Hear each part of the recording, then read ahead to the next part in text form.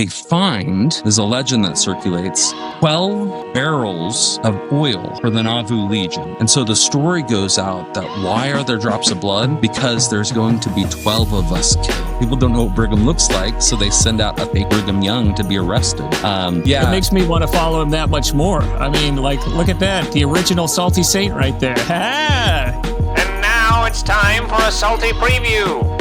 Well, that's pretty neat. So, David, this is a great story.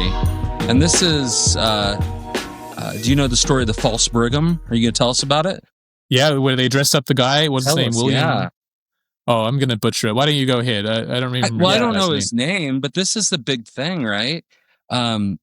Starting at this point in church history, we have prophets who are trying to evade the law. Obviously, earlier with Joseph, the Nauvoo temple comes a place where people can hide out. And they're doing that all the way into the 1880s in Logan Temple, right? Where people are trying to arrest leaders of the church. And so here's an early example. And so they send out, people don't know what Brigham looks like, so they send out a fake Brigham Young to be arrested. Which is just so fun, right? That's great. Think that's fantastic. Here it is. So this guy's name was William Miller, and basically Governor Ford insisted that the militia would have to take a man into custody. These weren't locals; they were just people sent out by Governor Ford of Illinois, and the marshals showed up. They escorted their prisoner to Carthage, only to find the Mormons had dressed William Miller in Brigham's clothes and perpetrated a hoax. And then they went into hiding. Young and the 12 went into hiding. None were ever arrested, and this case against Brigham was dismissed. How can we believe Brigham Young's a real prophet when he's willing to do some chicanery like that, guys? We got the wrong religion. We messed up. It makes me want to follow him that much more. I mean, like, look at that. The original salty saint right there. Ha! He's taking it right to him. I like it a lot. Brigham says throughout his life, he's not trying to be killed. He says, I'm not looking to be martyred. Joseph walked to Carthage jail. He's not doing that.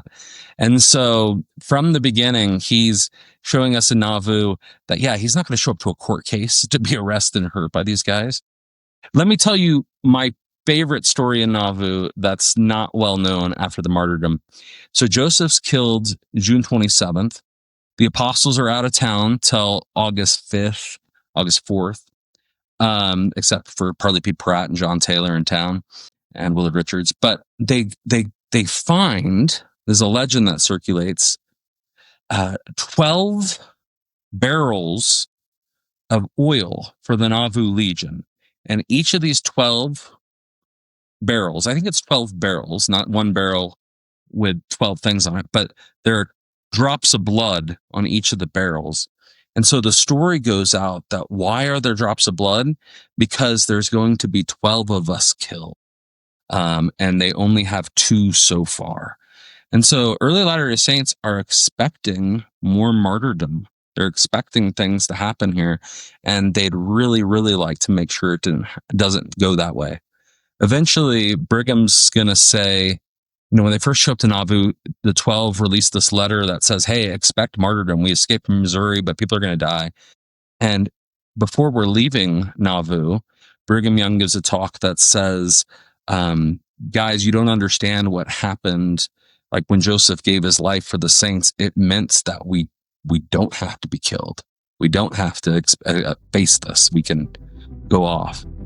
And so really interesting moment. And if you're talking about those 2 years in Nauvoo, people are experiencing real fear.